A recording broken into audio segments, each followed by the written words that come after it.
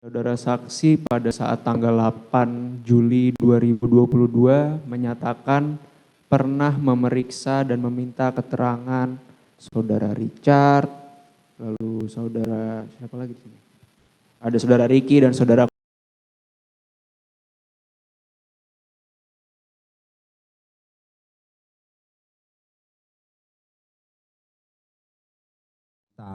itu meriksa Ricky, Pak Yanuar meriksa Richard, Pak Idam meriksa Kuat. Pemeriksaan tersebut mendapatkan hasil informasi yang didapat adalah peristiwa tembak-menembak, betul? Betul. Apakah dari orang-orang yang memeriksa ini seperti mempertanyakan apakah ada kejanggalan dalam keterangannya ataukah emang ini keterangan yang benar-benar dipercaya pada saat itu? Pada saat itu kami percaya keterangannya Ricky Richard Kuat. Pada saat itu benar-benar percaya telah terjadi peristiwa tembak-menembak. Betul. Sehingga selanjutnya ada peristiwa tanggal 9, tanggal 10 dan sebagainya. Betul.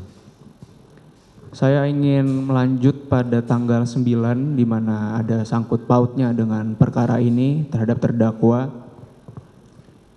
Sebetulnya apa sih maksud saksi memberikan perintah cek dan amankan lalu koordinasikan ke penyidik Jakarta Selatan atau ke penyidik? Apakah itu untuk menghilangkan atau untuk merusak CCTV tersebut atau apa? Tujuan utama saksi itu apa sih memberikan perintah tersebut?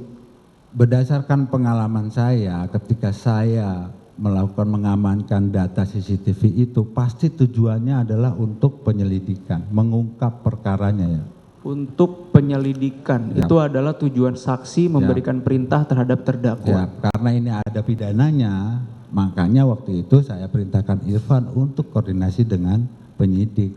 Karena nanti biasanya ketika sudah terjadi peristiwa penembakan seperti yang di Bintaro, itu kita akan paralel dengan penyidik. Bekerja sama. Iya. Siap. Oke.